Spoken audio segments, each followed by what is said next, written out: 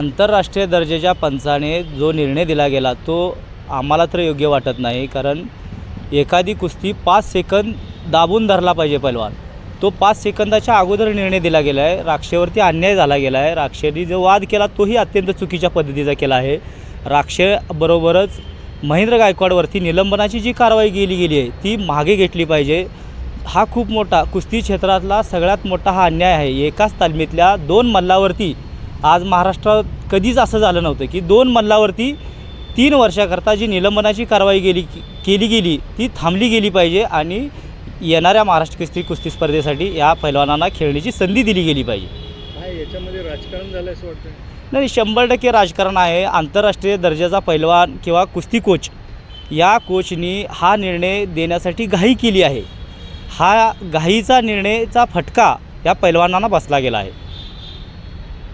काय पुढे कुठं अपील करू शकतात पंच वगैरे? नाही, आता कसं आहे, हे सगळं महाराष्ट्र कुस्तीगीर परिषद वगैरे ह्या सर्वांचा निर्णय आहे हा।